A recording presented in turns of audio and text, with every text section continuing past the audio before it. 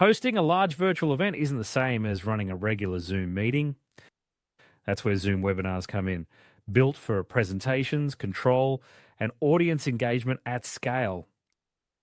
A Zoom webinar lets you host up to 10,000 attendees while keeping full control over the event.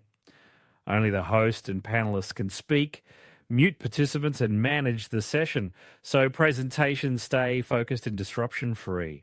You also get built-in Q&A and polling tools to engage your audience, plus registration, reporting, and recording features, so you can track attendance and share the webinar later. Here's how to set up your first Zoom webinar. First, log in to the Zoom web portal. Navigate to the Webinars section in the main menu. Click Schedule a Webinar. Enter your webinar's details, including the title, description, and the presenter's names. Next, Zoom webinars come with templates that you can use to automatically populate the other settings, making your planning easier.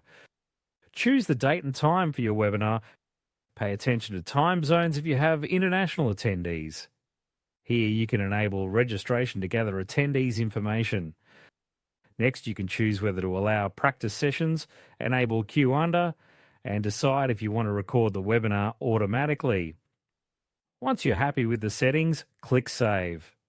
Here you can share the link to invite attendees or follow the next steps that will allow you to customize the registration form, like adding templated and custom questions.